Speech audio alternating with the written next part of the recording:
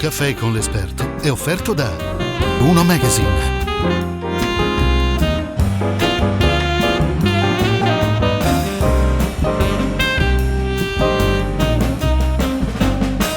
Una puntata importante quella di quest'oggi ad Un caffè con l'esperto, in compagnia di Claudio Campagnolo. Ho il piacere di avere ospite l'avvocato Nicola Todeschini, è un avvocato esperto in responsabilità medica. Benvenuto Nicola. Grazie, grazie. La persona che ho qui di fronte è autore di un successo, come dire, editoriale, perché insomma di questi tempi avere successo nella vendita di libri e di testi è quasi una mosca bianca. Non è più facile, Una mosca no? bianca.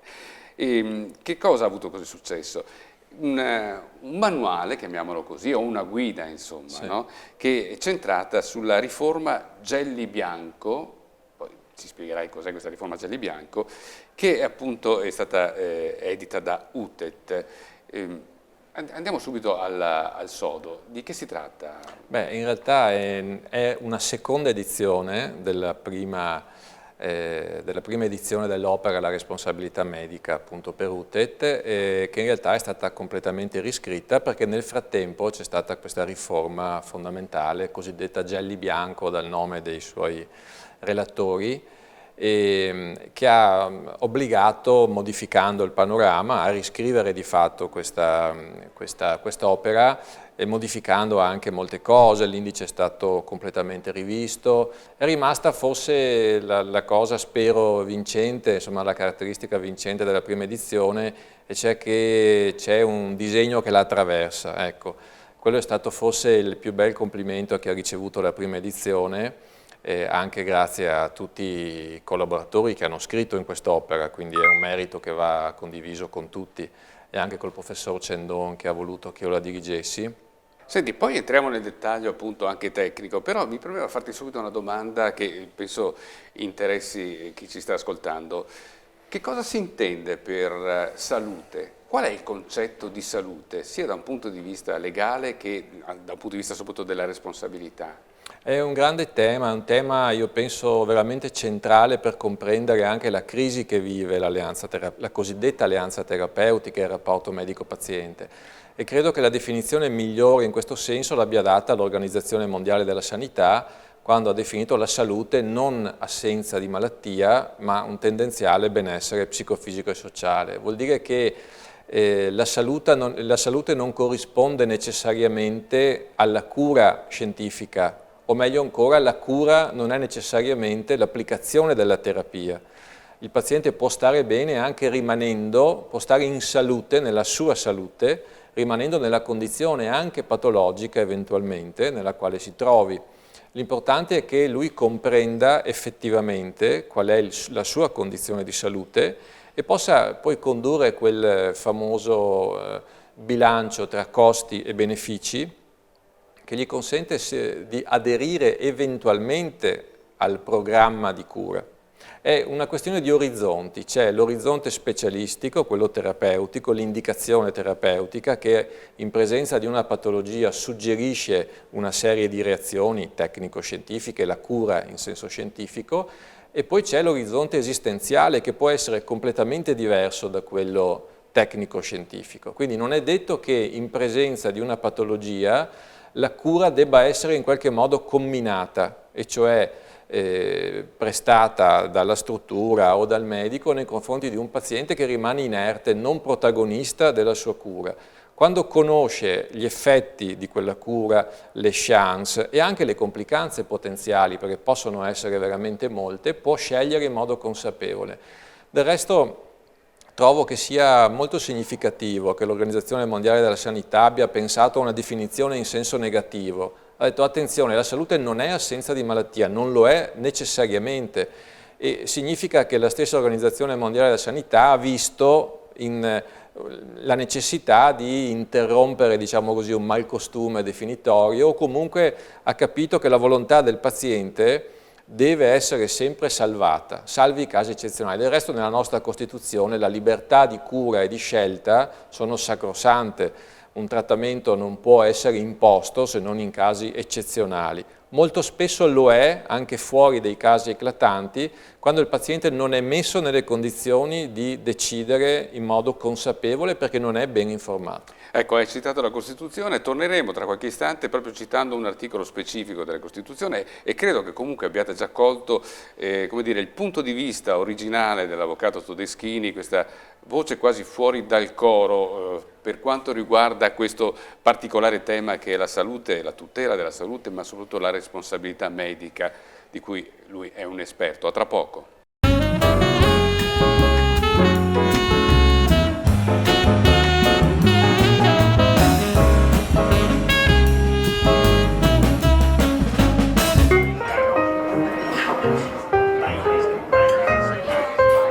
Seguici su Facebook, Twitter e YouTube e rivedi tutte le interviste di Un caffè con l'esperto dove vuoi e quando vuoi.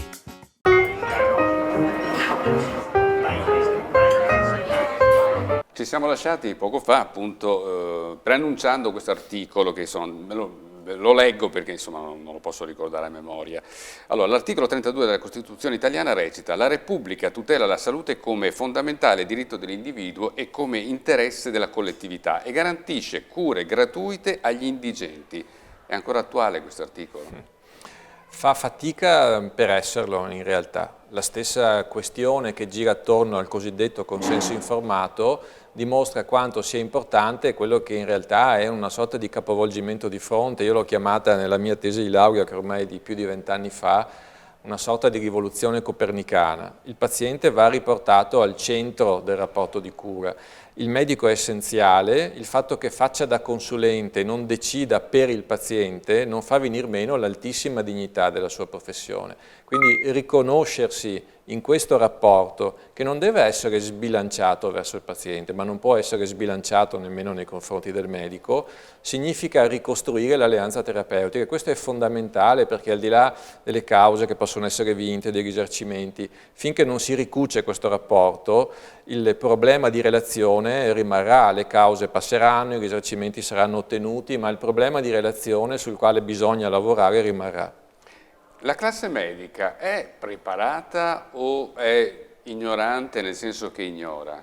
No, non lo è assolutamente. Io ho avuto molte occasioni per parlare anche a convegni pensati per i medici, in cui erano presenti solo medici, e l'ho fatto volentieri, lo rifarò ancora volentieri. Devo dire che quando si dice loro la verità, o comunque si parla senza filtri, non si è mai accolti con grande entusiasmo. Cioè la diagnosi del legale non fa mai piacere? Non fa mai piacere e mi ha sempre fatto molta specie, un po' mi sono abituato, però mi è sempre apparso che la categoria volesse sentire un po' i soliti ritornelli, che spesso si raccontano alla categoria dei medici, non tanto per informarli sulla condizione reale della loro colpa, del regime della responsabilità, delle regole che girano attorno alla professione, quanto per farli sentire, perché questo funziona molto a livello comunicativo, vittime. Ma c'è qualcosa di più oltre a essere vittime, e finché ci si sente vittime ascoltando una storia che è edulcorata, che non è vera, non è reale, non si può mai uscire da una condizione di ignoranza che impedisce al medico anche di sapere come comportarsi per difendersi meglio, per essere più corretto nei confronti del paziente ed essere anche più tranquillo. Voi sapete a casa cos'è la medicina difensiva? Beh, se non lo sapete aspettate qualche secondo e ce lo racconterà l'avvocato Todeschini.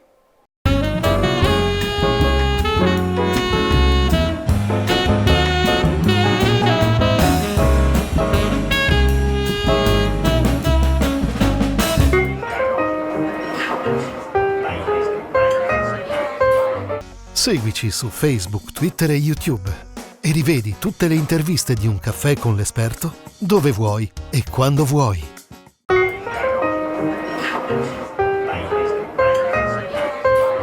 Ci siamo lasciati qualche istante fa accennando alla medicina difensiva. Di che si tratta? Alla famigerata. Per come ci viene raccontata mass mediaticamente è una delle più grandi favole di questi anni. In realtà ci sono studi molto seri sulla cosiddetta medicina difensiva che provengono soprattutto dagli Stati Uniti. In Italia è stato il veicolo attraverso il quale raccontare una colossale frottola ai cittadini italiani per giustificare un'ennesima riforma, tra l'altro non scritta bene, che deve essere ulteriormente riformata.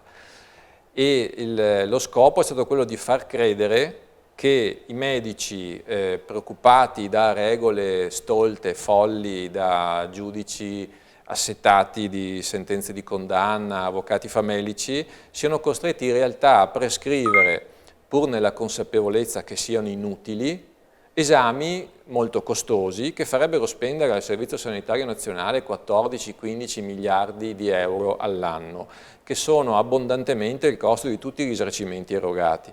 È una storiella che fa pensare che si spenda una somma di denaro, che poi nessuno ha spiegato come si arrivi a questo calcolo, che è basato su poco più di 100 telefonate di interviste telefoniche, e nel farlo di fatto non si risparmiano i denari che servirebbero per pagare l'ammontare dei risarcimenti integrali. In realtà è incomprensibile quanta fortuna abbia avuto l'idea della medicina difensiva. Quando mai un esame inutile, consapevolmente inutile, e che si riveli tale, può servire a un professionista, al medico, per avere un salvacondotto dalla responsabilità. È una contraddizione di fondo che non è mai stata approfondita. Quando io chiedo fatemi vedere queste statistiche, lo chiesi all'epoca anche al Ministero, nessuno mi rispose, perché pare che questa statistica su larga scala non esista, sia un poco più di 100 chiamate fatte in modo anonimo, alle quali i medici avrebbero risposto in questo senso, ma lo slogan ha funzionato benissimo per trainare delle riforme anche un po' in difficoltà come quella attuale. Durante i vari incontri pubblici con la classe medica, qual è la domanda più sorprendente che ti è stata rivolta? Sì, l'obiezione più sorprendente è stata quando discutevo di consenso, cioè del diritto del paziente anche di dire no a una cura potenzialmente utile per la sua condizione, quando un medico mi disse ma io ho studiato e ho giurato di curare.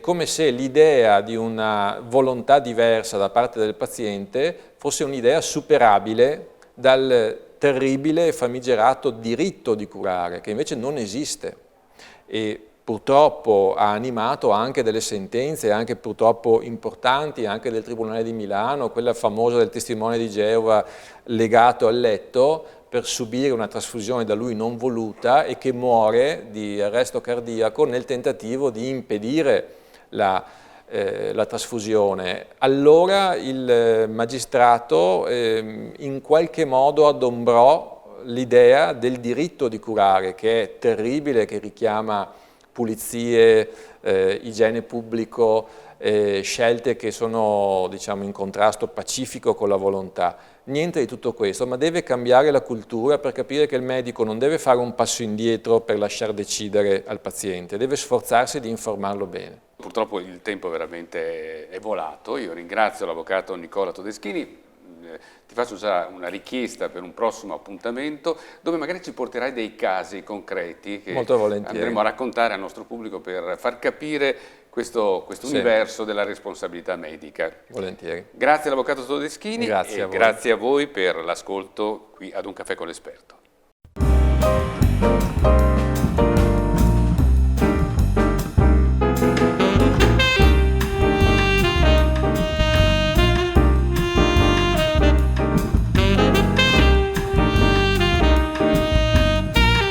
Un caffè con l'esperto è stato offerto da Uno Magazine.